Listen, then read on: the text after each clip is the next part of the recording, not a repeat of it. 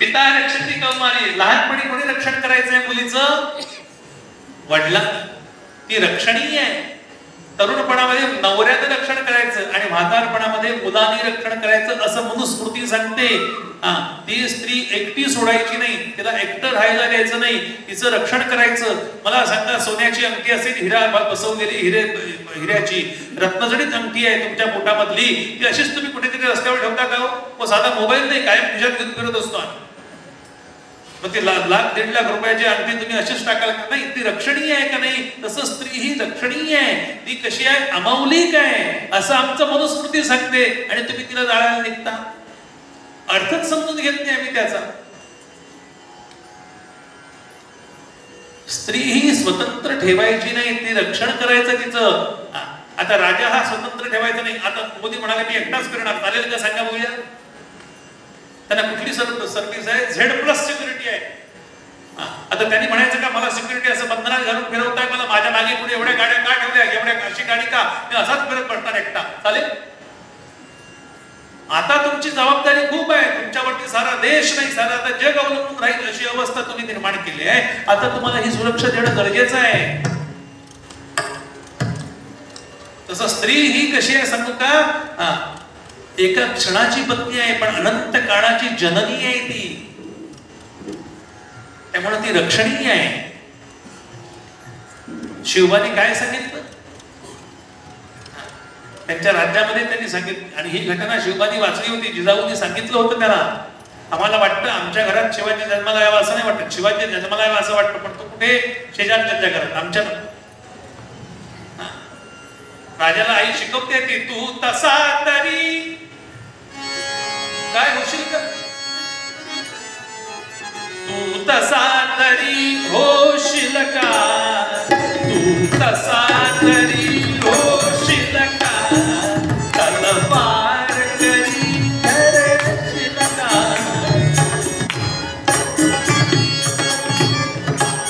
तू तसा होशील का? असा होता येईल तुला? असं व्हायला पाहिजे तुला. स्त्रीचं रक्षण करायचंय राजा.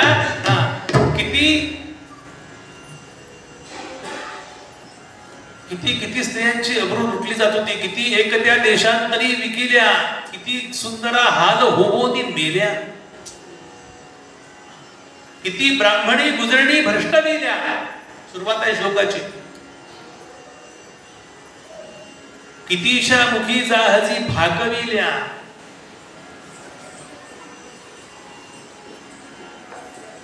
किती सुंदरा हाल भोगोनी मेल्या. राजा अशी परिस्थिती आहे. आणि त्यावेळेला प्रबल यवन झाले होते वंदे या महाराष्ट्रात.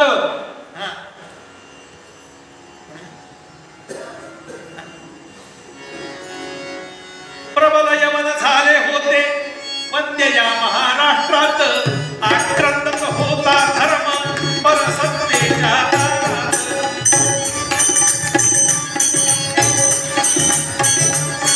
शौर्य धैर्य रुतले होते परसेवेच्या अंगात. ऐशा देवी कल्याणी धीराची केवळ खाणी. श्री समर्थ सद्गुरु पाणी तुमली हो सर्वत्र. जय जय रघुवीर समर्थ तुमली हो सर्वत्र.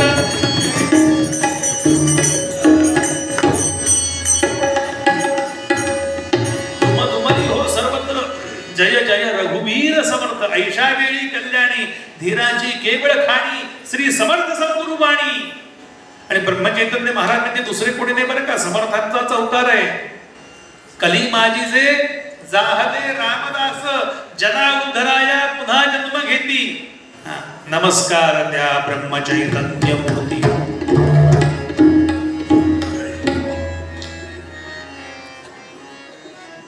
रामदासांच्या मागे जर कुठली, शिवाजींच्या मागे जर कुठली शक्ती उभी असेल तर ती रामदासांची होती. आणि रामदासांच्या मागे कुठली शक्ती उभी असेल तर ती रामाची होती. अकिंचन वरेण्योपी समर्थ पदवेंकतः दासोपी अखिल स्वामी स साधू गोप राजते. ते रामाचे दास होतात, ते भगवंताचे दास होतात. काय होतं म्हणाले? कराडमध्ये आलो आणि विठोबांना बोललो नाही तर कसं चालेल सांगा बघूया. विठ्ठल कराडचे विठोबांना दप्तरदार सांगतात, काय म्हणाले? विठोबांना काय म्हणतात?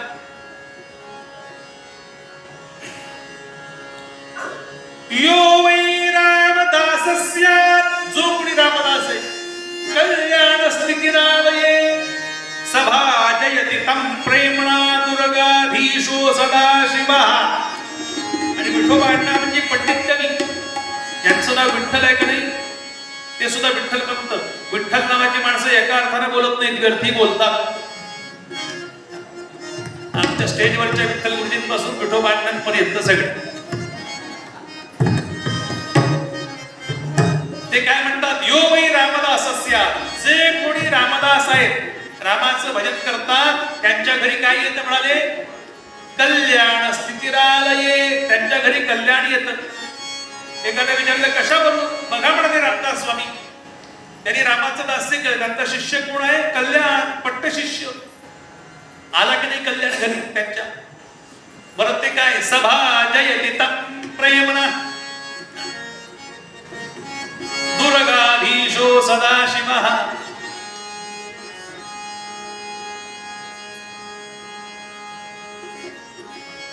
सभा जयति तं प्रेमणा. कसे? त्या रामदासांच्याकडे कोण होतं? ते कसं? दुर्गाधीश असलेला असा शिवाजी, दुर्गाधीश सदाशिव.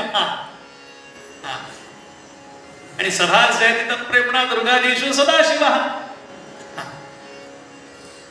कल्याण स्थितिरालये.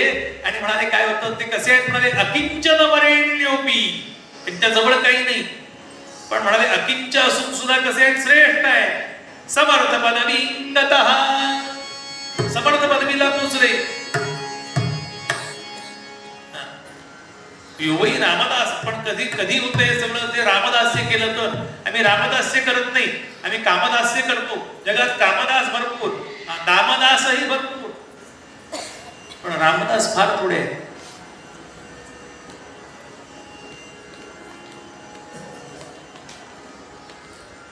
जे जे रामदास झाले बघा, रामाचं दास्य गोंदवलेकर महाराजांनी केलं. परमपूज्य ब्रह्मचैतन्य स्वामी महाराजांनी आज गोंदवल्यामध्ये किती हजारो लोक येऊन जातात, जेवून जातात. कुठून अन्न येतं, कसं येतं, काय हिशेब आहे आणि काय कसे लोक जेवतात सांगा बघूया. 60-60, 70-70 हजार पौर्णिमेला गर्दी असते लोकांची. कसे येतात? आमच्या घरी 2 माणसं वाटते तर आमचं कसं होतं सांगा बघूया. पण रामाचं दास्य करा, तिथं अखंड रामजप सुरू आहे. राजा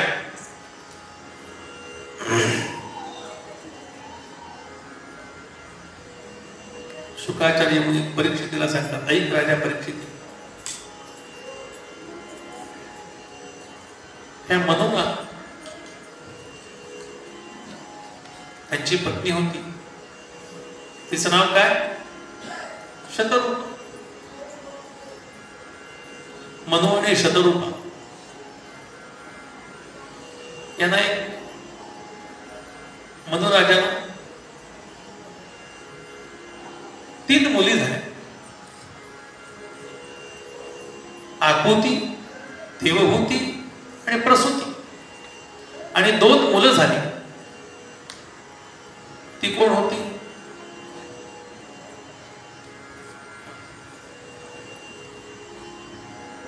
त्या 2 मुलांची नावं काय?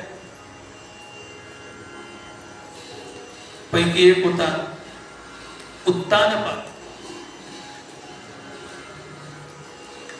राजा.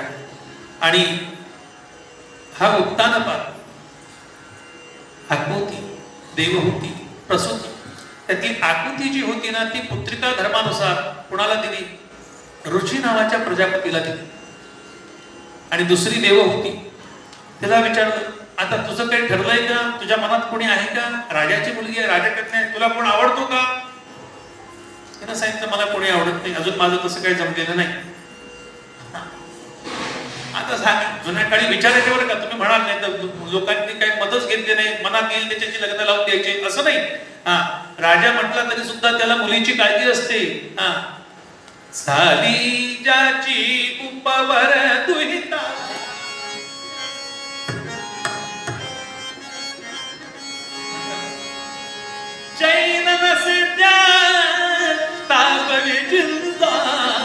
झाली जाली खूप बर दुहिता झाली जाली खूप बर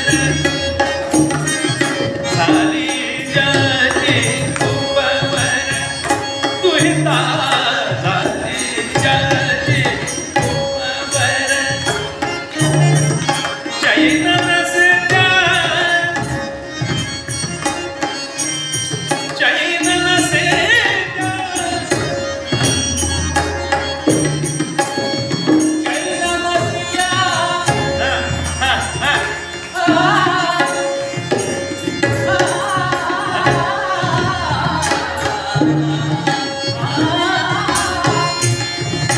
नाट्यसंगीत आहे त्यामुळे काही चालेल तुम्ही केलं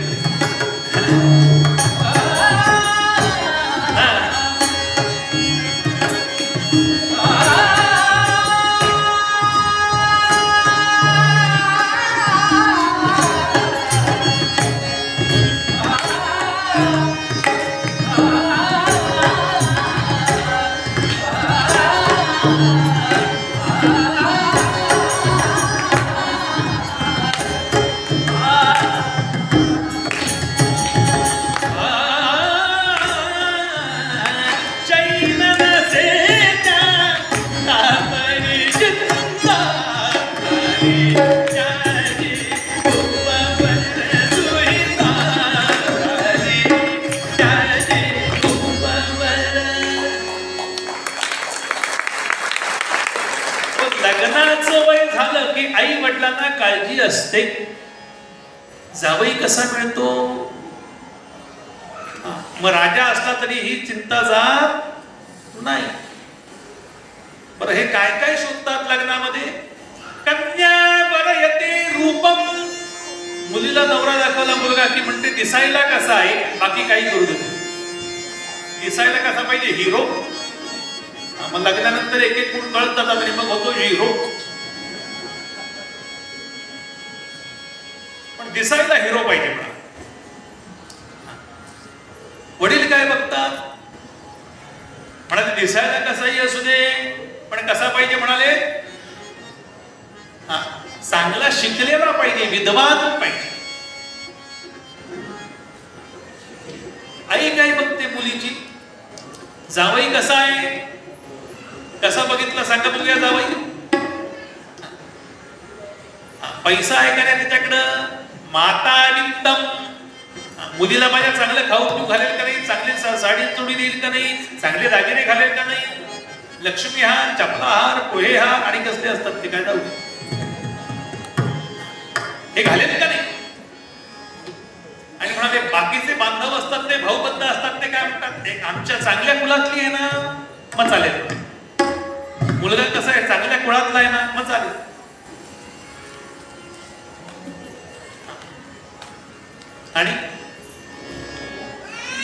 आणि बाकीचे लोक असतात ते बोलावलेले सगळे लग्नाला पत्रिका देऊन आमंत्रण देऊन ते म्हणतात नवरा मरो नवरी मरो, खायला मेनू काय चांगला आहे?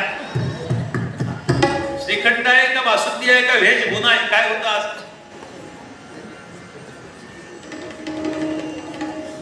का पनीर आहे? काय जे असेल ते पनीर अंगारा आणि काय चिंगारा. अंगारा नाही, चिंगारा काय असेल ते.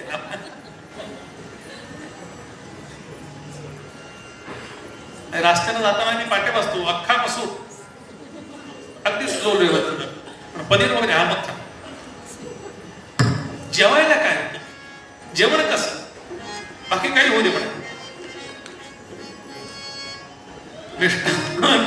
इतर हे जाता त्या मुलीला विचारलं तुला लग्न करायचंय ना, मग नवरा कसा पाहिजे? काय तुझी अपेक्षा असेल तर सांग. हिने सांगितलं म्हणाले नवरा मला कितीही वर्षाचा चालेल, म्हणजे म्हातारा असला तरी चालेल, लहान असला तरी चालेल, तरुण असला तरी चालेल, माझी अट एकच आहे. तो म्हणाले कसा असावा? तो कसा असावा? तो कसा असावा? कसा असावा? द्रष्टा असावा. द्रष्टा असावा. तिने एका शब्दात सांगितलं द्रष्टा असावा. द्रष्टा म्हणजे काय? द्रष्टा कोणाला म्हणतात? द्रष्टा कोणाला म्हणतात?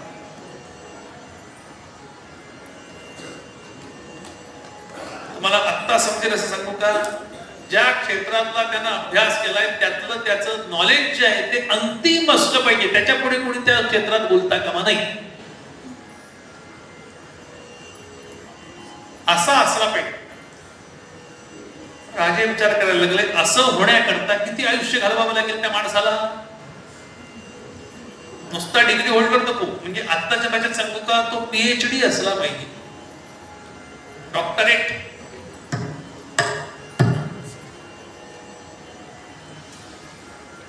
हे मनोराजे म्हणाले, आता असा नवरा शोधायचा, किती ठिकाणी फिरायचं, कुठे कुठे चपला झिजवायच्या बाटाच्या, त्यापेक्षा म्हणाले आपण जाऊ. कुणी हे सगळं निर्माण कोण करतो, ब्रह्मदेव, त्याच्याकडे जाऊ. आता तेव्हा जाणं येणं होतं, हे लक्षात ठेवा तुम्ही. तुम्ही जाऊ ब्रह्मदेवाकडे जातो तसं जाऊ नका. ते आता तेव्हा जाणं येणं होतं, त्यामुळे तो गेले मनोराजे गेले आणि ब्रह्मदेवाला सांगितलं, मुलगी असं म्हणते आहे, मी काय करू, तुझ्या सृष्टीमध्ये असे कोण घातलेस का, त्यातला कोण आता सध्या हिच्या करता. म्हणाले बरं झालं सांगितलं, तसे मोठे खूप आहेत म्हणाले, पण आता एक नुकताच रट्टा झालेला आहे. पण म्हणाले तो लग्न करायचं नाही असा त्यानं निर्णय घेतलाय. किती वर्षाचा आहे, अगदी नुकता 25 वर्षाचा. 25? अरे मग जमतंय की, जमतंय काय, मग जमतंय तर मग म्हणाले बघा म्हणजे आता त्याने हो म्हटलं पाहिजे. हो तुम्हाला जमतंय की वाटून काय उपयोग आहे. तो म्हणाले हो म्हणणार नाही. ब्रह्मदेव अगोदरच सांगतात, पण तरी सुद्धा माझं हे पत्र घेऊन जा. हे पत्र त्यांना जर नाही म्हटलं, तुम्ही जा आणि दाखवा. आणि रथ निघाला. हो रथामध्ये कोण बसले, 3 जण बसले. कोण बसले, देवहूती बसली, आई बसली, तिचं नाव काय शतरूपा, आणि वडील बसले, त्यांचं नाव काय मनु. बाकी भावंड आले का नाही. कोण आलं, उत्तानपाद आला का नाही आला. त्यांचा मोठा भाऊ आला का प्रियव्रत नाही आला. आकृती गेलीच होती. प्रसूती आली का ती पण आली नाही. आकृती नाही, प्रसूती नाही, बाकी कोणी नाही. ह्या 3 जण गेले. रथ निघाला. काही निवडक सैन्य बरोबर आहे. आता राजा राहायचं म्हणजे काही नुकतं एकटाच जाणार नाही, तो काही घोडदळ हत्ती पायदळ सगळं बरोबर होतं. आणि राजा निघालाय हत्तीवर. आणि इकडे हे सगळे बसलेत. ते कुठे बसलेत सगळे, मनु आणि ही देवहूती कुठे आहे, देवहूती आणखीन कोण शतरूप ही कुठे बसली, ही मेढ्यामध्ये बसले, पालखी मेढ्यामध्ये. आणि मेढ्यामधून हा मेढा उतरला. कुठे थांबला, एका जंगलामध्ये येऊन थांबला. ते अरण्य होतं, ते तपारण्य होतं. त्या तपारण्यामध्ये तो मेढा येऊन थांबला. आणि ह्या तपारण्यामध्ये येऊन थांबल्यानंतर तिथून खाली उतरले. आणि राजे म्हणाले, तुम्ही थांबा, 2 जण या माझ्याबरोबर. बाकी सगळे सैनिक नाम ठेवले. कारण का तिथे कुठल्याही गोष्टीमध्ये हिंस्र गोष्टींचा त्रास होता कामा नये. तिथल्या श्वापदाना सुद्धा कुणालाही त्रास व्हायचा नाही. तिथे हिंसा नसते. तिथे काय आहे, तुम्हाला आत्ताच उदाहरण सांगू का, आजही पुण्यामध्ये तो आश्रम आहे. तुम्ही बाकी त्यांना काही म्हणा, पण त्या आश्रमामध्ये तुम्हाला अत्तर लावून जाता येत नाही, सेंट मारून जाता येत नाही. का, कारण तिथे होत असलेली जी भक्ती आहे त्यामध्ये जर तुम्ही सेंट मारून आलात, अत्तर लावून आलात, काही करून आलात, तर त्यामुळे तुमचा रजोगुण वाढतो.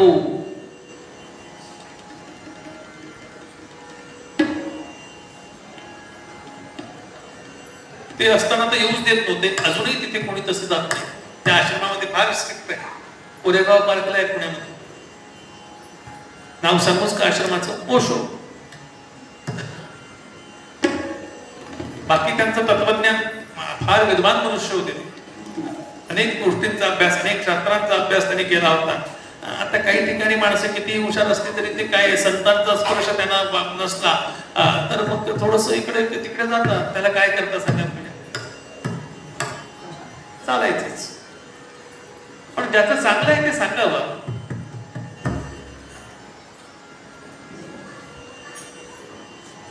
त्याकरता संगती पाहिजे. ती कशी, उद्या सांगेन मी तुम्हाला. संगतीचे काय महत्व आहे ते उद्या सांगेन. राजा, आज आपल्याकडे एवढा वेळ नाही तुला संगतीपर्यंत नेण्याकरता, पण आज तुला एवढंच सांगतो, तुला ज्या कल्पनेमध्ये तुझ्या जे काही तू वैभव जे काही बघतोयस ना, हे वैभव तुला सांगतोय मी, हे वैभव हे सगळं एका क्षणात त्याग करून निघा.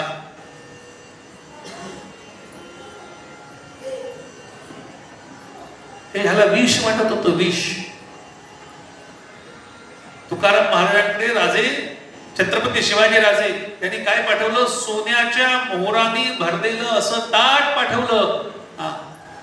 मला सांगा महाराज काय म्हणाले, काय आहे म्हणाले?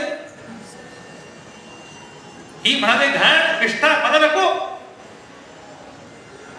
काय म्हणाले? सोने नाणे आम्हा, ही माती ही कशाला घेऊन आलात म्हणाले. इथं फार मोठा विचार जर केलात तुम्ही तर काय सांख्यांचा विचार केला तर काहीतरी मिश्रण झाल्यामुळे परिणामवादाच्या दृष्टीने ते एकत्र आलेलं आहे. यापेक्षा वेगळं काय? काहीतरी मातीमध्ये, कारण काय शेवटी काय मुख्य मूळ घटक काय या सगळ्यामध्ये? जन्माद्यस्य हा जर विचार केला तर तेजो वारी मृदा यांच्या संयोगातूनच बनलेली ही सगळी मुलं. बेसिक घटक काय, बेसिक इन्ग्रेडियंट काय आहेत त्याचे? सोनं सोनं जरी म्हटलं तरी काय आहे शेवटी? हेच आहे. प्लॅटिनम घेतलं तरी हेच आहे. राजे नजराणे घेऊन गेले आहे सगळे लोक त्यांचे, पण तुकाराम महाराज म्हणाले ही घाण उचला इथनं म्हणाले. अशी घाण उद्या कोणी घेऊन आलं माझ्या प्रवचनात तर मी अगदीच आनंदाने घेईन. आम्हाला घाण वाटत नाही ती, आम्ही म्हणतो येऊ दे अजून. त्यांना घाण वाटते म्हणून आम्ही असे आणि ते तसे. त्यांना विमान येते का? कारण विगतः मानः यस्मिन् भवति, अशी ज्यांची वृत्ती आहे झालेली असे अशांकरता विमान आहे.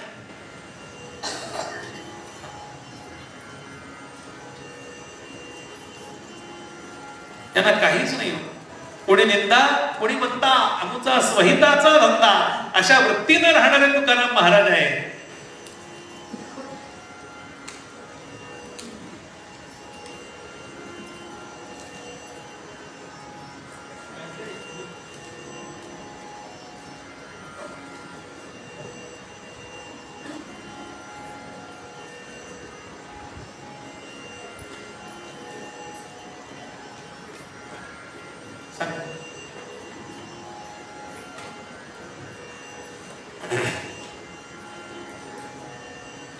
तुम्ही बोलविले आणि बोले, हे बोलवतं तुम्ही म्हणून मी बोलते. उगाच नाही तर काय मी बोलेन तर माझी ताकद आहे काही बोलायची. तुमच्यासारखे लोक बघितले की मला बोलणं सुचत जातं. माझे दोन गुण आहेत, मला बसवलं की मी बोलतो आणि आडवा राहिलो की झोपतो बोलतो. काही लोकांना घेतल्यावर चढते, मला इथं बसलं की चढते. काय करते? आयोजकांनी सांगितलं की कृष्ण जन्म कधी आहे? कृष्ण जन्म 4थ्या दिवशी होतो. म्हणाले मग बुवा तुम्ही अजून 3ऱ्या स्कंदात 10व्या स्कंदात कधी पोहोचणार? मी कसाही पोहोचतो, तुम्ही काळजी करू नका. तुम्हाला काल उदाहरण दिले, आरसा लक्षात ठेवा. आरसा रूप दाखवतो, पण आता मी स्वरूप दाखवण्याचा प्रयत्न करतोय सगळ्या कथांचा. पण रूपात इंटरेस्ट आहे का स्वरूपात आहे ते तुम्ही सांगा. माणसं रूपालाच बोलतात म्हणून चोखोबा म्हणाले काय बोललासी. ते काय सांगतात? काय बोललासी वरली, काय बोललासी वरली रंगा, काय बोललासी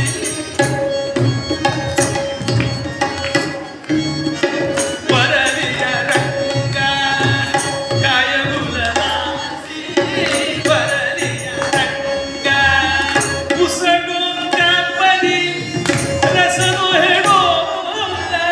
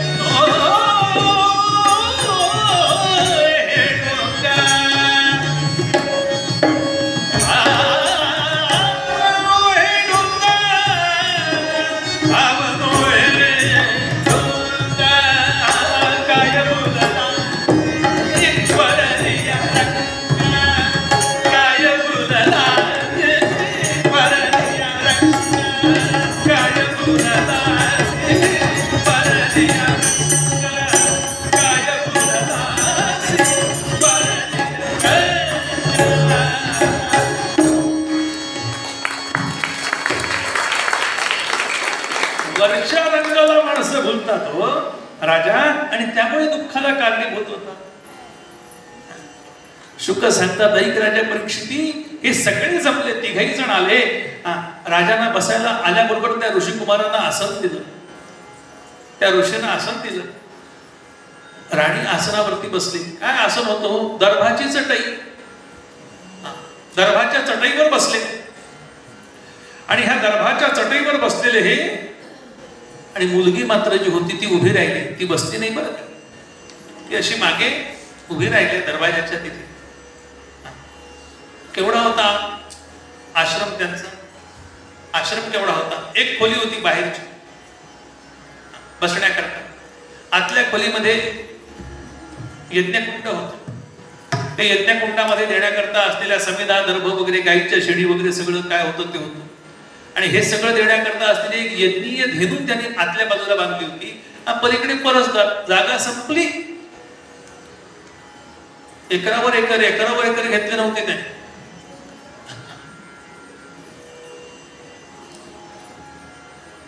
दोन खोल्या, पलीकडल्या बाजूला गाय बांधलेली, बाहेरच्या बाजूला पण इकडे परसदार. थोडस काहीतरी कंदमुळं ठेवण्याकरता काही लावलेली येतील ती खायची. तिथे थोडी छोटीशी चूल बांधलेली, 3 दगड बांधून, आणि काय तवा, ती भाजण्याकरता निखाऱ्यामध्ये भाजायचं, खायचं. बाकी काही नाही. पीठ नाही, तांदूळ नाही, काही नाही, भांडी नाही, कुठलं काही नाही. कुठली आई मुलगी देईल? ब्रह्मदेवाच्या बापानं सांगितलं तरी झोपडी. आणि हे ऋषी कशावर बसले होते? लंगोटी लावलेली होती. आता हे सगळे आले म्हणून त्यांनी काय केलं? कृष्णाजी गुंडाळलं आणि बसले ते. आता बोलताय, म्हणाले आम्ही आलो कशा करता? लग्ना करता. मुलगी आहे ही बघा, लग्ना करता ही मुलगी चांगलं आहे, मुलगी छान आहे, छान आहे. पण तुम्हाला नाही, पण मी लग्नच कर. मुलगी छान आहे म्हटलं, मी लग्न करतो म्हटलं का? मुलगी छान आहे, मग लग्न होऊ दे, करा की. नाही, आम्हाला हिचं तुमच्याशी लग्न करायचंय. तुमचा पत्ता चुकला. काय सांगितलंय ना? तुमचा पत्ता चुकला. बाकी बरोबर आहे म्हणाले, सगळं विचार बरोबर आहे, पण पत्ता चुकीच्या पत्त्यावर आलाय. हे म्हटल्याबरोबर नाही, त्यांनी बरंच सांगितलं. मग शेवटी ते पत्र काढलं. प्रजातंतु व्यवस्थेची काय आहे? पुढे प्रजा मांडण्याकरता तुला लग्न करायला पाहिजे अशी ब्रह्मदेवाची आज्ञा असलेलं ते पत्र पाहिलं. आणि त्या कोण आहेत? या ऋषींचं नाव काय आहे? कर्दम. श्री सुक्ताचे उद्गार आहेत बरं काय? कर्दमेन प्रजाभूता मयी संभव कर्दम.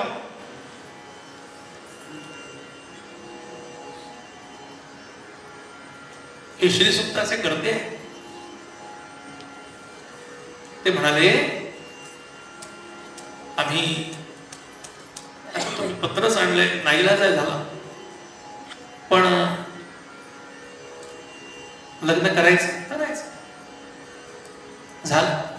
तिथेच लग्न केलं. राजानं पुरोहित सुद्धा बरोबर आणलेले, लग्न लावून दिलं. त्याच मुहूर्तावरती कुठला मुहूर्त काढला होता कुणाला ठाऊक, कसा गेला होता राजा, पण लग्न लागलं. मंगलाष्टका म्हटली गेली, वाजंत्री वाजली गेली, लग्न लागलं. सगळे लोक निघून गेले. बघा किती वेळात लग्न लावलं मी. लोक सुद्धा निघून गेले. सगळे लोक निघून गेले. परत आता मुलीला त्यांनी विचार, तुला हे चालेल, हे आहे हे चालेल? तर नाही कशी म्हणे. हे सगळं बघितलं, हे माझं वैभव आहे, अगोदरच सांगितलं होतं. त्या वैभवामध्ये मुलगी राहिली कशी आनंदानं, कारण तिची एक इच्छा होती, नवरा द्रष्टा पाहिजे, तेवढी सॅटिस्फाय झाली होती. मग तिथे खायला असो, राहायला नसो, काय झोपडी असो, कशी काही असो अवस्था, मला चालेल. ती तिथे राहिली. आणि लग्नाची पहिली रात्र आहे. पहिल्या रात्रीचा संवाद सांगू तुम्हाला. पहिल्या रात्री पती असे बसले, ती त्यांच्या समोर 5 फुटावरती अदबीनं उभी राहिली. जुन्या काळी बायको नवऱ्यासमोर बसत नव्हती, त्यानं सांगितल्याशिवाय. तो काळ सांगतोय तुम्हाला. तो ऋषी काळ आहे. ऋषी जीवन कसं आहे ते सांगतोय. आता गाडीवर कसं बसता ते लक्षात ठेवू नका तुम्ही.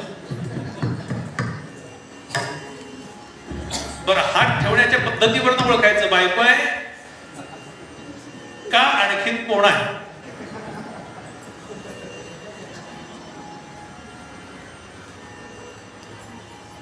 त्यांनी बघितले आणि तिने तिच्याकडे एकदा आणि सांगितलं मी एक अनुष्ठान करायचं म्हणतो पण आता लग्न झाले तुझी परवानगी पाहिजे.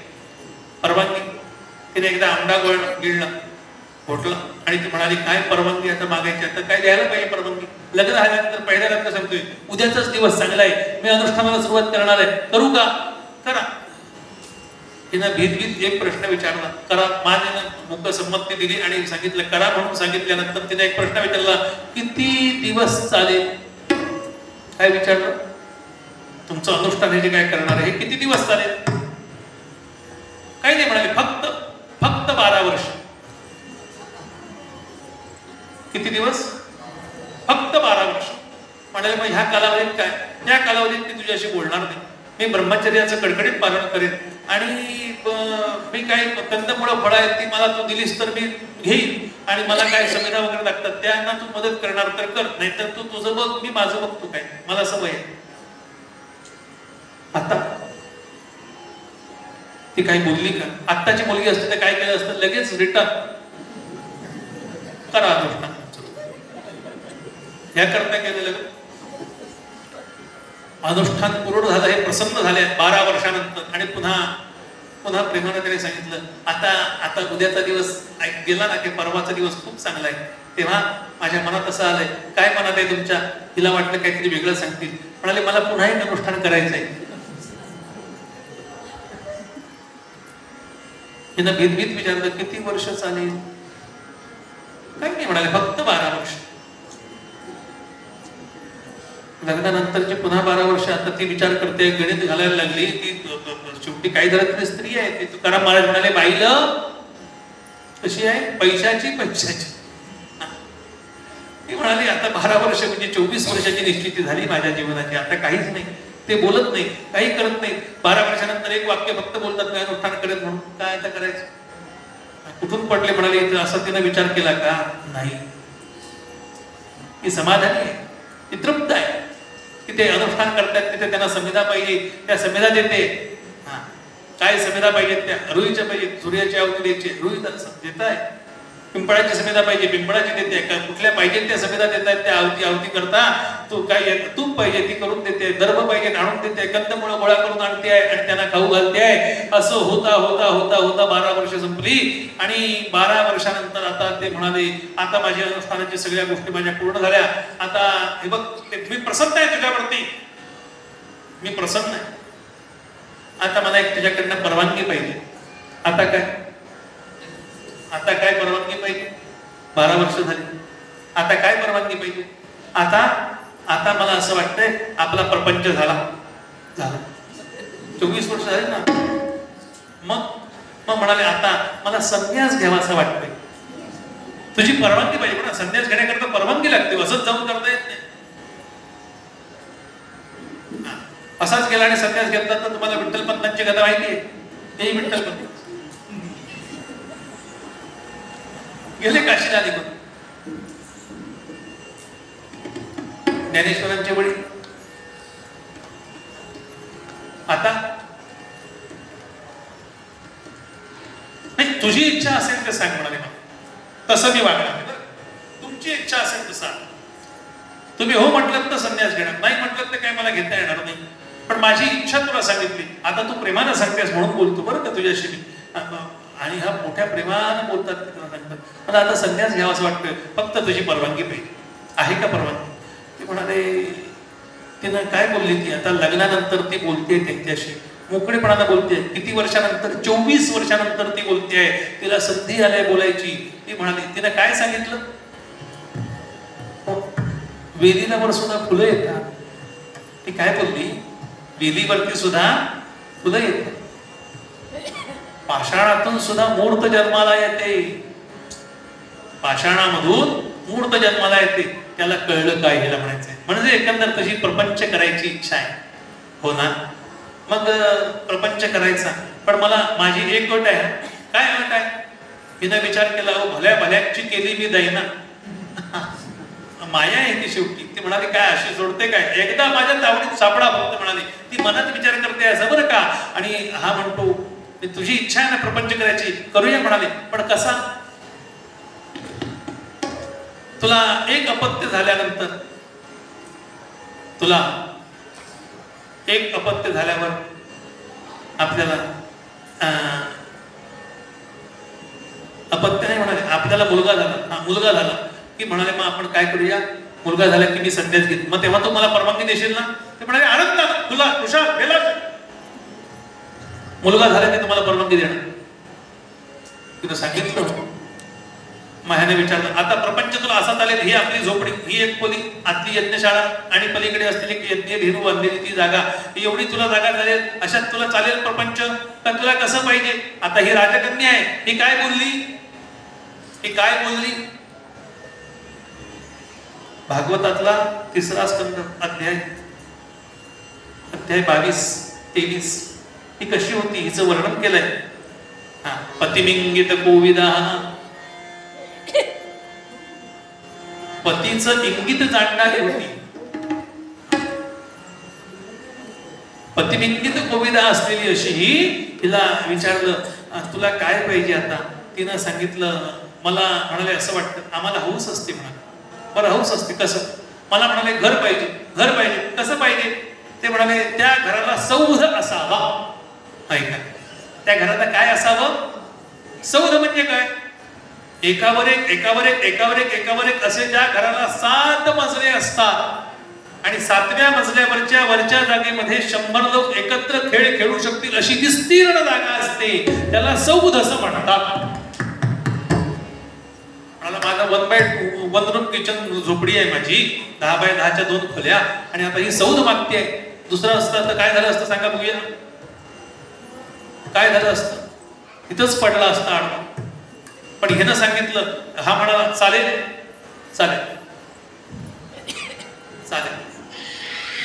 अजून काही अजून काही अजून काही अजून तसं झालं नाही म्हणाले. आता तसं झालं म्हणायचं नाही. आता तुला प्रपंच करायचं आहे ना, मग तुझ्या कल्पना सृष्टीमध्ये ज्या ज्या काही गोष्टी आहेत त्या सगळ्या मला सांग, त्या सगळ्या मी पूर्ण करणार आणि मग प्रपंचाला सुरुवात.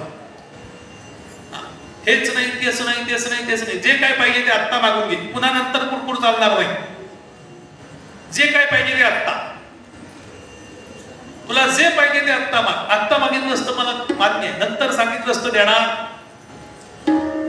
तू पूर्ण करा म्हणायचं. आता काय नाही चालेल म्हणा चालेल. मग त्या प्रत्येक मजल्यावरती म्हणाले वेगवेगळ्या डिझाईन असावं.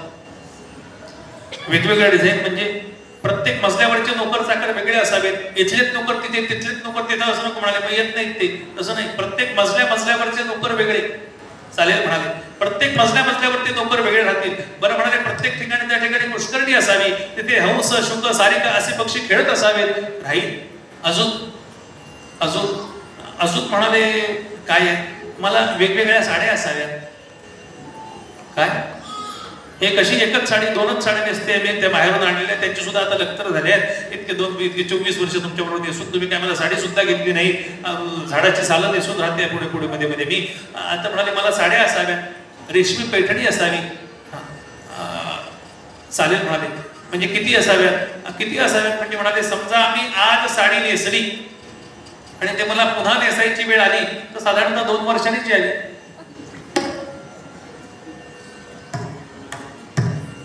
2 वर्षांनी चालेल म्हणाले. म्हणजे किती साड्या असाव्यात सांगा बघूया, तुम्ही गणित करा, मला काही गणित येत नाही, ती सांगते ते मी बोलतो. आणि म्हणाले प्रत्येक साडीवरती मॅचिंग दागिने असावेत.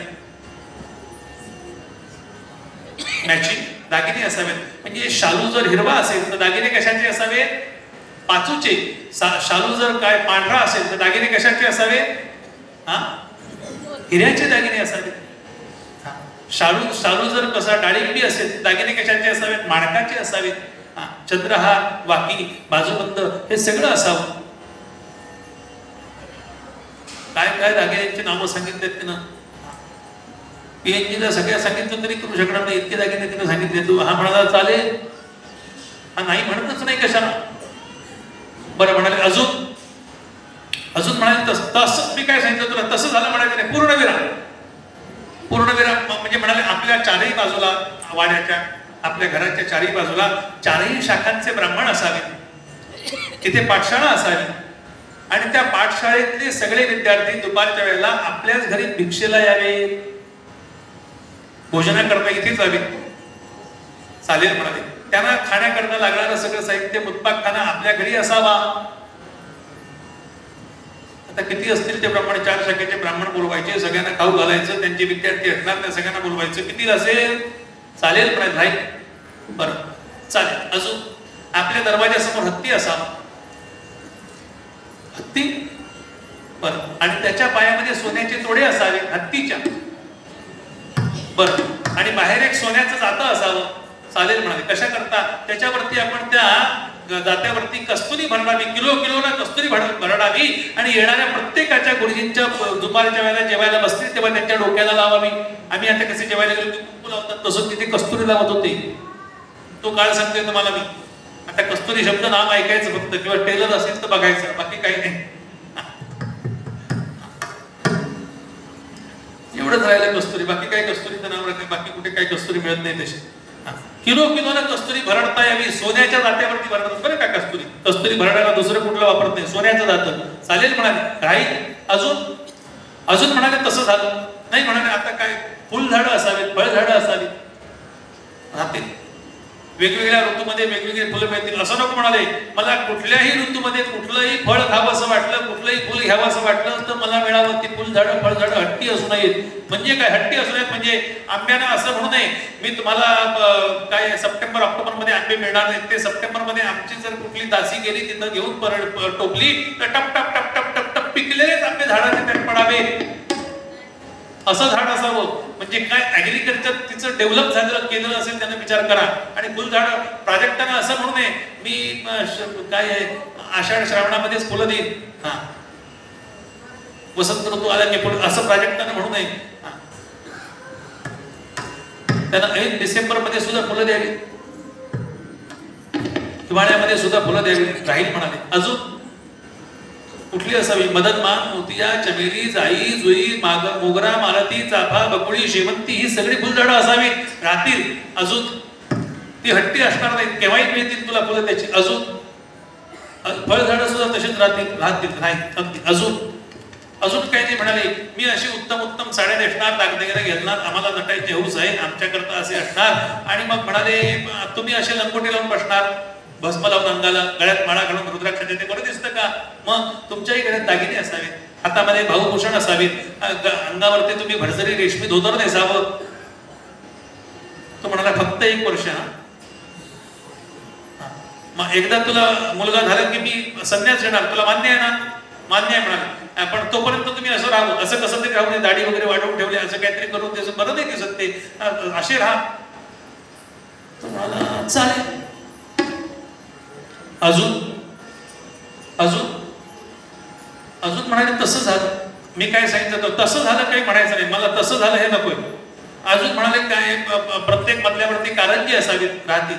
अजून म्हणाले तिथे प्रत्येक मजल्यावरचं डिझाईन जे आहे ते वेगवेगळं असावं. म्हणजे काय?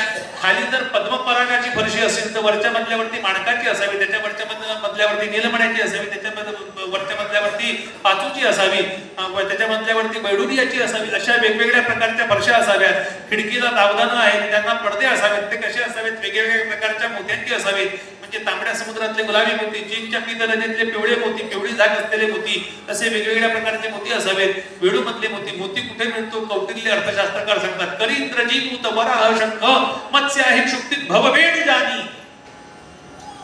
वेळूमध्ये सुद्धा मोती मिळतो बरं का, तो हिरव्या धाकेचा असतो. अशा वेगवेगळ्या प्रकारचे मोती असावेत. आणि ते कशाला लावावे?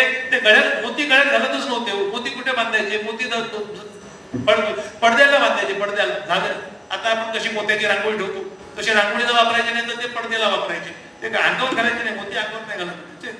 असलं काही करतच नव्हते म्हणाले. मग म्हणाले आता असं सगळं राहिलं. आता झालं. आता तसं मी काय आता पूर्ण विराम, फुल स्टॉप. म्हणाले मग आपल्याला 100 बैलजोड्या असाव्या, त्यांना सांभाळणारा वर्ग असावा. आपण तशी शेती करावी, म्हणजे जमीन घेणार, त्यांना एक औंढा घेणार, आणि म्हणाला चालेल, तुझी इच्छा आहे ना शेती करायची करू. मग तशा गायी असाव्यात राहतील. अजून म्हणाले तसं झालं मी काय तसं झालं म्हणायचं नाही, पूर्ण विराम. आपल्याला फिरण्याकरता काय असावं ह्याच्या मनात आलं. हिच्या घरी रथ आहे, म्हणजे रथ मागेल. तिने काय सांगितलं, आपल्याला फिरायला एक विमान असावं म्हणाले. विमान. हा यांना मान खाली घातली का नाही. विमान ऐकल्यावर तो मान ताट करून म्हणाला चालेल म्हणाले. आणि विमान कसं असावं म्हणजे म्हणाले विमान भागवतामधला श्लोक सांगू का, विमानम कामकम दिव्यम, ते कामक विमान असावं. अगस्तीनी विमान संहिता नावाचा ग्रंथ लिहिला आहे. मी आणि आमचे हे किर्लोस्कर आम्ही कुठे गेलो होतो सांगा, धुळ्याला. तेव्हा ते कॅप्टन बोर्डच भेटले होते. ते आम्ही त्यांच्याशी चर्चा करत होतो. आम्ही एका ठिकाणी धुळ्याला गेलो होतो, कुठे कार्यक्रम होता समर्थ बागदेव मंदिरामध्ये, आणि तिथून आम्हाला जायचं होतं आणखी दुसरीकडे. आम्ही आणि हे खूप फिरलोय बरं का, गाडीवर न फिरलो, गाडीत न फिरलो, कुठं काय पाहिजे तशी फिरलो कार्यक्रमा करता. आता ते सध्या सापडत नाही ना मला, आता इथल्या इथेच सापडतो म्हणतो. तेव्हा खूप लांब जायचो आणि तिथं ते बोर्डच भेटले होते. ते म्हणाले अगस्तीनी विमान संहिता ग्रंथाचं त्यांनी सांगितलं आपल्याकडे कशी विमानं होती, किती प्रकारचे विमानांचे प्रकार. त्यातलं सर्वात चांगलं विमान म्हणजे कामक विमान. कामक विमान म्हणजे काय, त्याला ड्रायव्हर असायचाच नाही, त्याला पायलटची गरज नाही, त्याचं इंजिन कधी खराब व्हायचं नाही, ते पडायचं असा काही प्रश्न यायचाच नाही, माणसं आतली गेली असं कधीच व्हायचं नाही. ते विमान कसं व्हायचं, समजा दोघांना जायचंय तर ते लहान व्हायचं, समजा तुम्हाला सगळ्यांना घेऊन विमानात जायचं तेवढं मोठं व्हायचं. असं फ्लेक्झिबल विमान होतं असं विमान. मग म्हणाले आणि मला असं वाटतं राहील म्हणाले, विमान राहील. आणि मला वाटतं हे सगळंच जर त्या विमानात असेल तर 7 मजली घर विमान. हा म्हणाला चालेल. आता पूर्ण झालं का, तिनं विचार केला. हा आता सगळं पूर्ण झालं, आता मी काही मागणार नाही. बघा पुन्हा अजून विचारतो तुला, सगळं पूर्ण, अगदी सगळं पूर्ण आलं. दासी नोकरदार सगळं मी सांगितलं हे सगळं असलं पाहिजे, कुठे रजेवर जाऊ नये. तेव्हा म्हणाले चालेल मान दिवस सगळं त्यांचा हा चर्चेमध्ये गेला, सगळ्या गोष्टी मान्य केल्या. आणि तिला सांगितलं चल, समोरच होतं बिंदू सरोवर, त्या सरोवरामध्ये घेऊन गेले आणि म्हणाले आपण आता आंघोळ करूया. म्हणून आंघोळी करता पाण्यामध्ये उतरले. ती दोघही जण पाण्यामध्ये गेली, पाण्यामध्ये उडी मारली आणि ती जी वर आली तर तिनं जे कल्पना सृष्टीमध्ये सगळं मागितलं होतं ते सगळंच्या सगळं समोर उभं होतं. तिच्या सगळंच्या सगळं समोर उभं होतं. आता तुमच्या लक्षात आलं का तिनं द्रष्टा का मागितला होता पुरुष.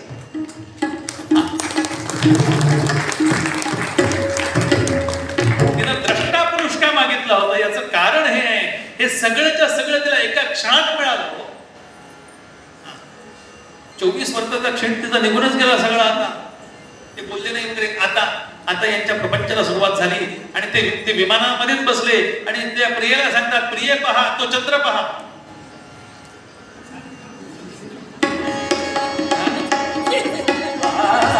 प्रिय पहा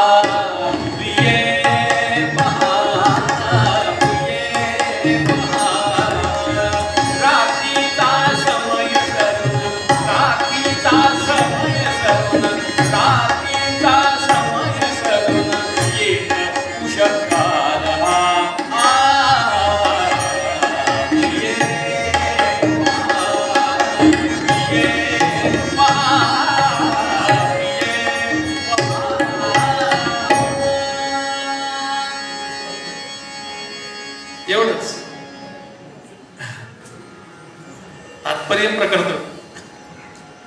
तो प्रियला सांगतो प्रिय हा चंद्र पहा, याला म्हणतात हनीमून. बरं तो काय असतो, आम्ही सुद्धा हनीमूनला जातो पण हनी असतो बाटलीमध्ये, मून असतो आभाळामध्ये आणि आपण असतो कुठेतरी इराण्याच्या हॉटेलमध्ये. प्रत्यक्ष चंद्रावरती घेऊन गेला तिला. हा चंद्र पहा म्हणाले, प्रिय पहा. यांनी पाहिलं आणि ते विमान काही कालावधीनं सगळ्या ग्रहकुलांची फिरून आता हे विश्व केवढं आहे, कधीतरी वेळ आला तर सांगेन मी तुम्हाला कसं विश्व आहे. वैज्ञानिक काय म्हणतात या विश्वाबद्दल ते बोलेन मी तुमच्याशी. यांनी सांगितलं आणि ते विमान खाली उतरलं आणि ते उतरल्यानंतर हिला आनंदानं सगळं हिच्या म्हणण्याप्रमाणे चाललं होतं. हिला दिवस गेले आणि हा आता दिवस मोजायला लागला. आता 2 महिने झाले, 3 झाले, आता शिक्षा. याला काय वाटतंय सांगा? ही सगळी शिक्षा अगदी तिला कशी वाटते आहे, अगदी म्हणजे काय हिला आनंद होतोय आणि ह्याला ही शिक्षा वाटते आहे. हा दिवस मोजतोय. दिवस गणित बोटी प्राण आणून कंठी. कंठामध्ये प्राण आले, याला ही शिक्षा वाटते. हिच्याबरोबर असं सगळं भोगविलासात राहणं, रेशमी धोतर नेसणं, अंगाला कस्तुरी लावून बसणं, हे त्याला नको आहे. त्याला काय आवडतं? एकांत आवडे रुचतीन काही भोग.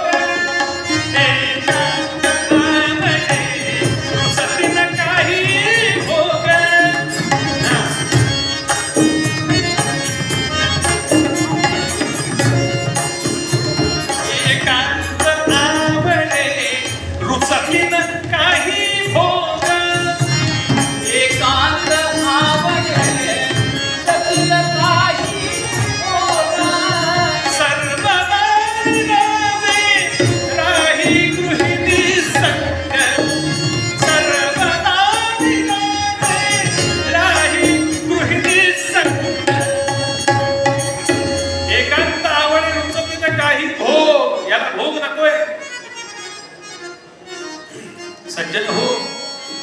आणि होता होता होता 9 महिने झाले, 9 दिवसही झाले आणि सुईणीनं बातमी दिली. हा पळत पळत गेला आणि त्यानं ते भरभर दागिने काढून ठेवले, रेशमी वस्त्र काढली, ती पेटी काढली बाहेर आणि त्यातल्या रुद्राक्षाच्या माळा घातल्या, अंगाला भस्म फासलं आणि लंगोट नेसला आणि कमंडलू हातात घेतला आणि हा गेला बायकोजवळ. दरवाजाच्या बाहेर उभा राहिला. ते आतमध्ये सुतिका गृहामध्ये आहे, हा बाहेर उभा आहे आणि सांगतो, मी येऊ? काय सांगतो हा? तिनं सांगितलं, हो हे मूल तुमचं आणि माझं आहे ना, मग त्या मुलाला जवळ घेणार नाही का, बघणार नाही का? हा दरवाजातूनच पायवर करून बघतो, त्या पाळण्यामध्ये ठेवलेला आहे. तो पाळणा कसा होता? सुतार उत्तम सार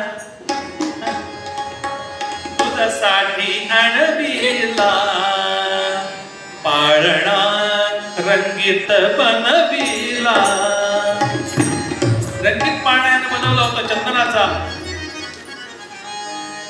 सहु बाजूनी राघू बसविले, राघू बसविले, पाळण्यात बाळ निजविले.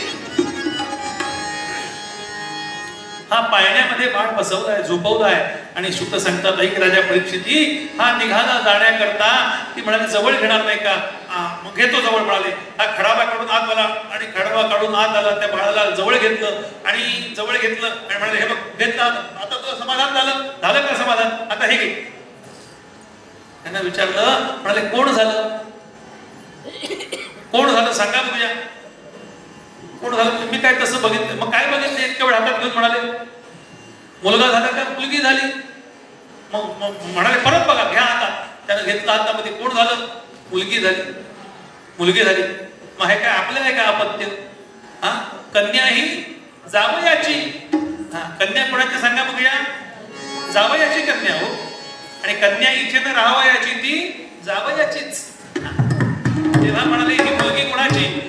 मुलगी हे कन्या आहे धन परक्याचे. तिला मोठी करायची, शिकवायची, धाती धुती करायची आणि मग एका मुलाच्या बरोबर तिला पाठवून द्यायचं तिच्या पुढल्या भविष्याच्या जीवनाकरता. म्हणाले ही आपली आहे का? मग काय म्हणाले, हे घोड्यासारखे कपडे घालून आले, चला हे काढून ठेवा आणि पहिले कपडे घालून या बघूया परत. त्यानं तोंड एवढंच केलं आणि म्हणाले शिक्षा अजून 1 वर्षानं वाढली. शिक्षा 1 वर्षानं वाढली. असं होता होता किती झालं तुम्हाला सांगतो, दुसरी मुलगीच झाली. आता हा दुसरी मुलगी झाल्याबरोबर हा कसा आवाज आता ह्याला माहिती झाला होता. तिसरी मुलगी झाली, चौथी मुलगी झाली, 5वी मुलगी झाली, 6वी मुलगीच झाली, 7वी मुलगीच झाली. एका पाठोपाठ एक 7 अपत्य मुली झाल्या आणि 8व्या वेळेला दिवस गेले आणि 8व्या वेळेला कोण झालं? मोठ्यानं बोला हो. नाही, 8व्या वेळेला सुद्धा मुलगीच झाली.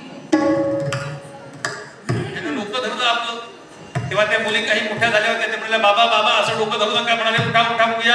असं धीर सोडून कसं झाले उठा. आणि 9व्या वेळेला आता दिवस गेले आणि 9व्या वेळेला काय झालं? 9व्या वेळेला दिवस गेल्यानंतर 9व्या वेळेला काय झालं सांगा बघूया. 9व्या वेळेला कोण झालं? मुलगीच झाली.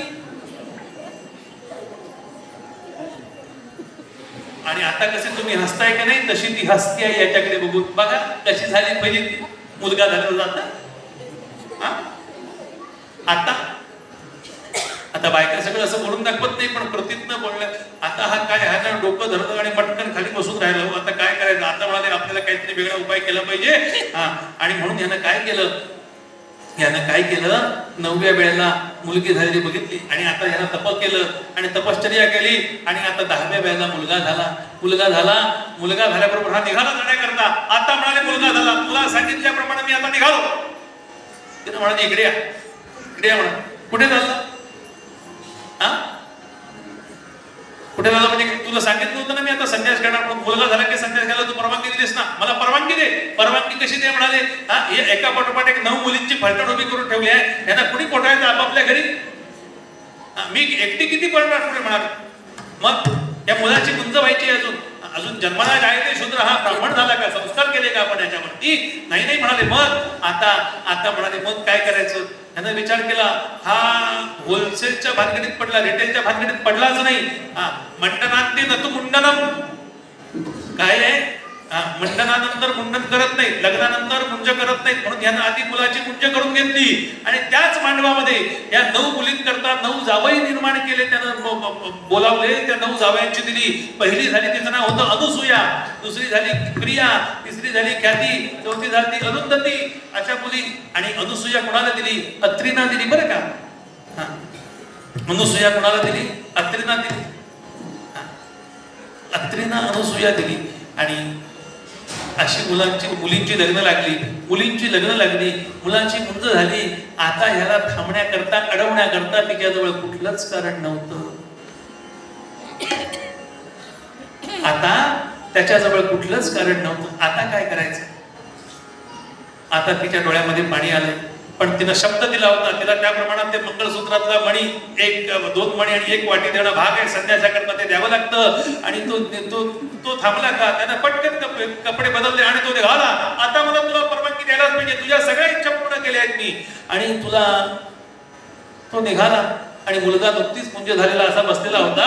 आणि तो तिथे बसलेला तो रडताना आईला बघितलं आणि आई जवळ गेला आणि आईला विचारतो, आई तू का रडतेस? तू लहान आहेस अजून. तुझं आता नुकतं 5-6 वर्षाचं वय आहे. आता तुला कुठे कळणार एवढं? चल बाजूला हो म्हणाले. तुला कळणार नाही. आई माझी आता मुंज झाली, मी मोठा झालो. आता मला सांग ना. यांचं नाव काय या मुलाचं? कपिल भगवान की. हा 5 वर्षाचा मुलगा, 5वं संपून 6वं लागलेला गर्भात पंचमी असा असलेला ह्या मुलाला विचारतात आणि बाळाला विचारते, आई अरे तू लहान आहेस. तू आई मी आता मोठा झालो, माझी मुंज झाली, मी आता मोठा झालो, सांग बघूया.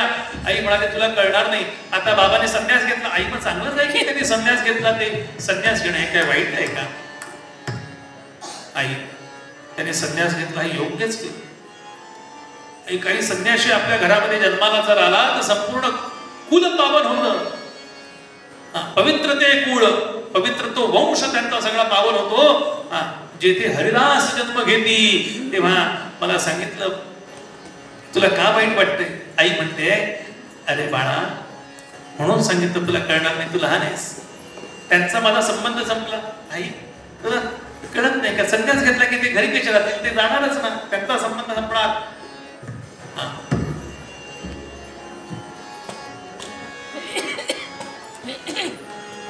अरे संबंध संपला म्हणजे तुला कळलं का बाळा?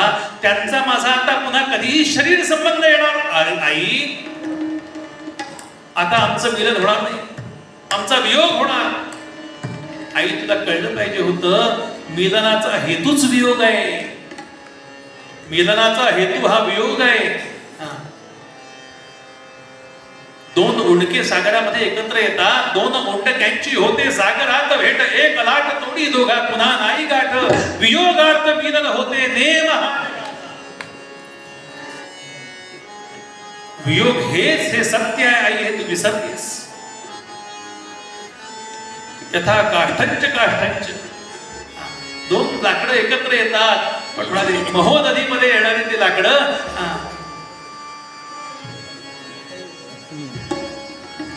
जवळ आलेली दूर होतात. आणि मग आई म्हणते, आई बाबाने तुला काय कमी केलं? सगळ्या गोष्टी तुझ्या मनासारख्या त्याने केल्या, आणि असं असताना सुद्धा तुला वाईट वाटते आई? म्हणाले हो मला वाईट वाटतं.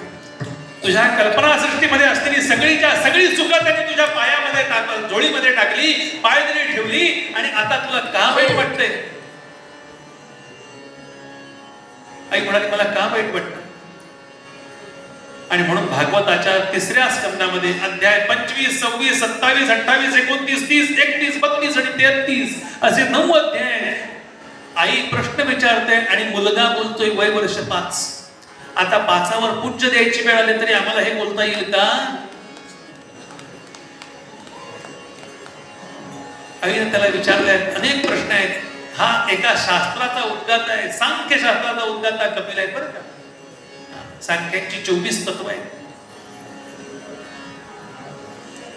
ह्या एका शास्त्राचा उद्गाता असलेला हे कपिल मुनी आईला सांगतायत, उपदेश करतायत, आणि त्याला सगळ्या अवस्था सांगितल्या. क्रियायोग म्हणजे काय, ध्यानयोग म्हणजे काय, अष्टांग योग म्हणजे काय, कशा कशा गर्भामध्ये जीवाची पहिल्या दिवसापासून 9 महिने 9 दिवसापर्यंत गर्भाची कशी वाढ होते, हा सगळा विषय त्याने तिला सांगितला. आणि ह्यामध्ये किती दुःख आहे आई हे तुला सांगतो. आई वय वर्ष 5 आहे.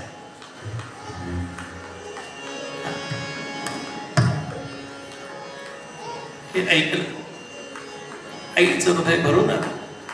आई शांत झाली आणि म्हणाले बाळा आता मी शांत झाले, आता माझ्या वृत्ती निमाल्या.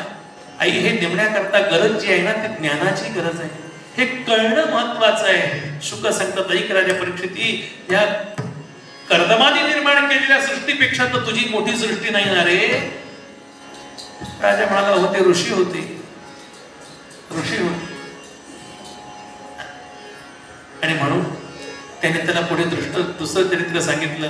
कुठलं सांगितलं? ध्रुवाचं चरित्र सांगितलं, सतीचं चरित्र, एक आक्रमण असावं लागतं म्हणून सतीचं चरित्र सांगितलं. सतीचं चरित्र काय सांगितलं? आक्रमण ध्रुवाची कथा सांगितली. आणि उत्तानपाद राजाला 2 राण्या होत्या. आपण ध्रुव कथा अगदी 2 मिनिटात बघायची. आज मी सांगितले ध्रुव कथा सांगणार म्हणून. ध्रुव कथा म्हणजे उत्तानपाद राण्या, एक त्याला राणी होती, तिचं नाव होतं सुरुची आणि सुनीती. सुनीतीचा मुलगा कोण? सुनीतीचा मुलगा ध्रुव आणि सुरुचीचा उत्तम. कथा सर्वांना माहिती आहे, त्यामुळे मी 2च वाक्यात कथा सांगतो बघा. आता मी कथा कशी सांगतो? त्याला म्हणतात समास कथा, व्यास कथा नाही, आता समास कथा सांगतो. त्यानं काय कथा सगळ्यांना माहिती आहे. आपण लहानपणी सर्वांनी गोष्ट ऐकली, ध्रुव बाळाची कथा सगळ्यांना माहिती आहे. काय या तात्पर्य कथेचं आहे? आमच्या जीवनामध्ये जीव हा उत्तानपाद आहे, लक्षात ठेवा. आम्ही पायवर करून तंगड्यावर करून पडलेलं असतो की नाही गादीवरती, तसा उत्तानपाद आहे जीव हा. पण म्हणाले काय आहे? त्याला 2 राण्या. त्या जीवाची आवड आहे काय? एक आवड असते सुनीतीची. एक कधी कधी आम्हाला वाटतं नीतीनं वागावं, चांगलं वागावं, पण कधी कधी वाटतं चांगलं पक्वान्न बघितलं की वाटतं हे आता खाऊनच घ्यावं ना, जाऊ दे ना, नीती कशाला.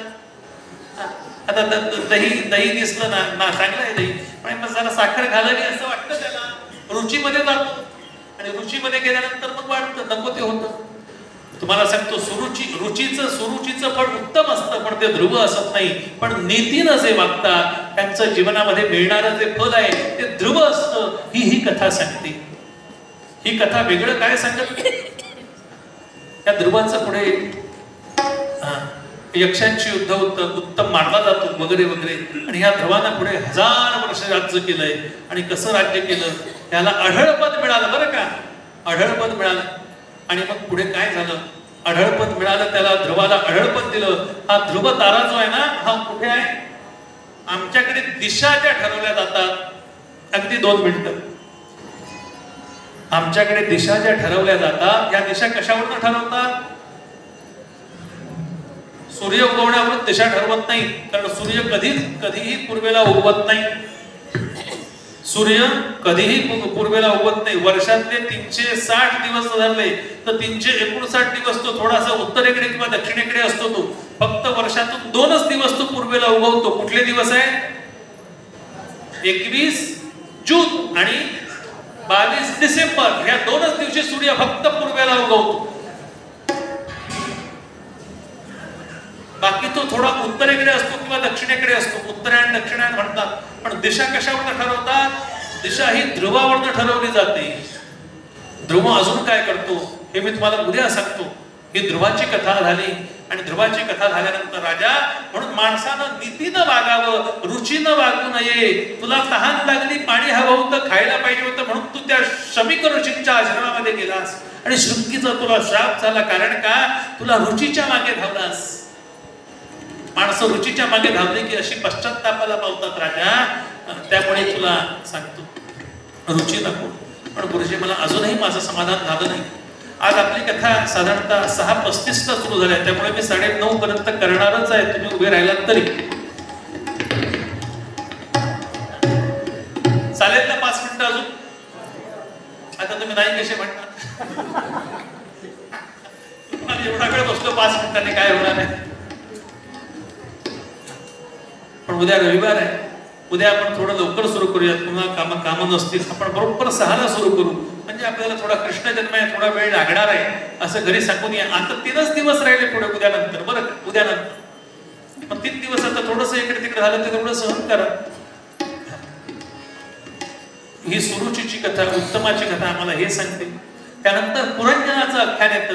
चरित्र तुम्हाला सांगून जातो काय काय चरित्र येतात तेवढी संक्षेप रूपानं. नाममात्र, सगळा मंत्र म्हणत नाहीत. काही वेळेला नाममात्राला पूजा असते. तसं नाममात्र पुरंजनाचं चरित्र येतं. पुरंजन हे कशाचं प्रतीक आहे? हे जीवाचं प्रतीक आहे. तो जीव कसा आहे? त्या 9 द्वाराच्या नगरीमध्ये राहणारा. म्हणजे आमच्या जीवनामध्ये द्वार सुद्धा आमच्या शरीराला किती 9 द्वार आहे. आणि तो जीव त्याचा मित्र आहे. त्याचं नाव आहे अविज्ञा. त्या जीवाचा मित्र आहे. कोण आहे? अविज्ञात असलेला तो बुद्धीच्या मार्गाने इकडे तिकडे करत राहतो. आम्ही म्हणतो आमच्या बुद्धीला पटलं तर आम्ही हे करू बरं आम्हाला. आणि त्या मित्राच्या नादाला लागून ते मन त्याला कुठेही फिरवत राहतो.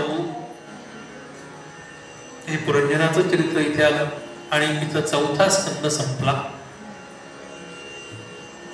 4 स्कंद इथं संपले. आणि मग पुढे काय सांगितलं चरित्र? मग प्रियव्रताचं चरित्र येतं आणि प्रसूतीचं चरित्र येतं. ही चरित्र मी तुम्हाला मनुच्या वंशातल्या 2 लोकांची उद्या सांगणार आहे. प्रियव्रताचं चरित्र कसं, प्रियव्रत कसा होता, काय झालं, हा सगळा विचार उद्या राजा रहुगणाचं, भरताचं, जडभरत ज्याला म्हणतात, भरतोपाख्यान. फार म्हणजे हा विषय सर्ग विसर्ग. आता हा स्थानाचा विषय. 3रं लक्षण महापुराणाचं ते स्थान हे 4थ्या स्कंदामध्ये आलं. हे कसं आलं, काय आहे, हा सगळा विचार 4थ्या स्कंदामध्ये आहे. 5व्या स्कंदामध्ये आलं स्थानाचं लक्षण. हा विचार उद्याच्या चरित्र भागामध्ये करायचा. प्रार्थनेचे श्लोक म्हणायचे, गजर करायचा, आरती करायची, त्याच्या अगोदर मध्ये प्रवचन ऐकायचं आणि मग सर्वांनी प्रसाद घ्यायचा आणि आपापल्या घरी झोपण्याकरता जायचं. भवे भवे यथा भक्तिः पादयोस्तव जायते तथा कुरुष्व देवेश नाथस्त्वन्न यतः प्रभो नाम संकीर्तनं यस्य सर्व पाप प्रणाशनं प्रणामो दुःख शमनः तं नमामि हरिं परम्. राम राघव राम राघव राम राघव पाहि मां. राम राघव राम राघव पाहि मां. कृष्ण केशव कृष्ण केशव कृष्ण केशव रक्ष मां.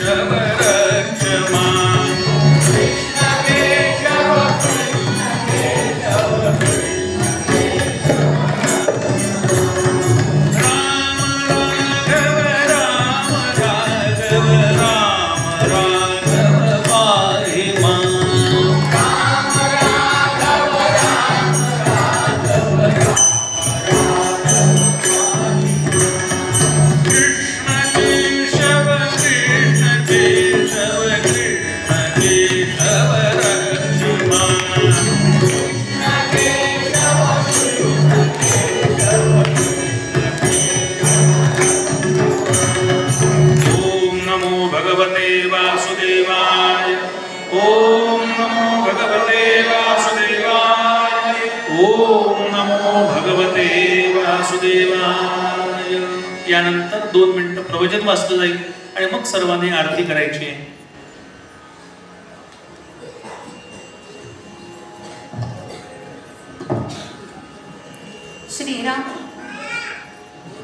श्रीराम समर्थ. सद्गुरु सांगेल त्याप्रमाणे वागावे. शुद्ध भावना म्हणजे मोबदला न घेण्याची किंवा फलाशा सोडण्याची इच्छा. भक्ती ही अशी निरपेक्ष असावी. देवालये बांधली, देवांचे पूजन अर्चन केले म्हणजे भक्ती निरपेक्ष केली असे नव्हे. देवाचे करीत असताना, जप करीत असताना त्यापासून काही हवे आहे असे न वाटले पाहिजे. तुम्ही सर्व लोक भजन पूजन करता, परंतु हे सर्व कसे होऊन बसले आहे? जसे भांडे कुठे ठेवावे, पळीतामान कुठे ठेवावे वगैरे जे शास्त्रात लिहिलेले असते ते सर्व माणूस तोंडाने म्हणत असतो आणि करीत असतो, कारण त्यामुळे त्याला कृती करणे सोपे जाते. तसे आपण देवाचे करतो, परंतु ते केवळ केले पाहिजे म्हणून, ती आपल्या घरातली एक प्रथा आहे म्हणून त्याच्या वडिलांची पत्रे येत असत. तो पत्र वाची आणि देवाऱ्यात ठेवून दे. दुसरे पत्र आले की ते वाचे आणि मग मागले पत्र काढून टाकले. एकदा वडिलांनी 25 रुपये मागितले. मुलाने ते पत्र वाचले आणि नेहमीप्रमाणे पूजेत नेऊन ठेवले. नंतर काही दिवसांनी वडिलांकडून एक गृहस्थ आला आणि म्हणाला, वडिलांचे पत्र मिळाले का? त्यावर तो म्हणाला, हो. त्यावर त्या गृहस्थाने विचारले, अरे मग पैसे का पाठवले नाहीस वडिलांना? त्यावर तो म्हणाला, तेवढेच राहिले बघा. तसे आपले होते. आपण कृती करतो, पूज्यभाव वगैरे ठेवतो, परंतु सद्गुरूने सांगितलेले तेवढे करीत नाही. त्यामुळेच आपली सत्कर्मी ही आपला अहंकार कमी व्हायला कारणीभूत न होता उलट अहंपणा वाढायलाच मदत करतात. व्यवहाराला सोडू नये, पण व्यवहारात गुंतू नये. युद्धात सारथ्याच्या हाती सर्व काही असते. तो लगाम हाती घेऊन जागृतपणे उभा असतो आणि योग्य वाटेल तेथे रथ नेऊन उभा करतो. युद्धकर्त्याचे काम फक्त बाण अचूक दिशेला किंवा व्यक्तीवर सोडणे. त्याप्रमाणे आपले सर्व जीवन एकदा सद्गुरूच्या ताब्यात दिल्यावर तो सांगेल त्याप्रमाणे वागणे हेच आपले कर्तव्य ठरते. ज्याने जगाची आस टाकली त्याचे तेज पडणारच हे लक्षात ठेवावे. एखादा रुपया आपण उचलला तर त्याच्या दोन्ही बाजू जशा एकदमच येतात त्याप्रमाणे आपण प्रपंचात पडलो की आपल्याला परमार्थ हा पाहिजेच. परमार्थ भगवंताची गरज असते. ही भगवंताची गरज सद्गुरू त्याचे नाम देऊन भागवतात. आपण हे नाम निरंतर आणि श्रद्धेने घेणे आवश्यक आहे. अशा रीतीने नामात अखंड राहिले तर परमार्थ साधतो, भगवंताची गरज भासते, प्रपंचात समाधान मिळते आणि जन्माला आल्याचे सार्थक होते. तात्पर्य: गुरुवर विश्वास ठेवून चिकाटीने व आवडीने नाम घ्यावे. जानकी जीवन स्मरण जय जय हरे कृष्णा माझ्या भाव सगळा तू भाव भाव सगळा रे कृष्णा भाव सगळा तू भाव चारी रमना पक्षी रमना तुझेच मोठी नाम मुरहर नंद कुमारा मुरजन ककारा कीर्ती अभिनव नवनित कोरा नटवर दाखल तव प्रीती कुसुमित कानन रंजित मंतस्मित वद भाव सखा रे कृष्णा माझा भाव सखा तुझा कार्य करुणा पक्षी रमना तुझेच मोठी वृंदावन संचारी कौसुव मणिहारी तू तुझे शिष्यवर वाचले तू अशी राखिली. असे सख्यानी विनवू तुला, असे सख्यानी तुला दाखवू विकल मनाचे भाव. कार्य जमना पक्षी गमना तुझेच मोठी कार्य जमना पक्षी गमना तुझेच मोठी सगुणा श्यामल तव चरणी देवश्री गोपाळ तव कर व्यथित जीवाला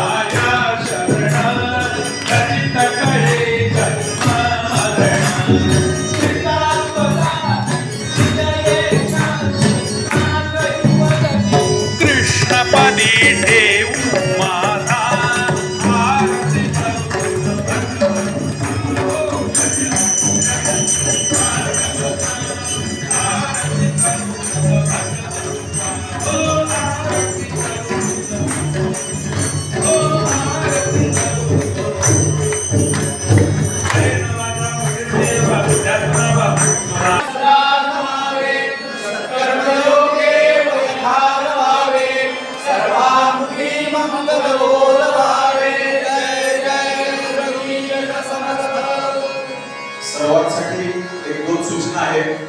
विनंतीपूर्वक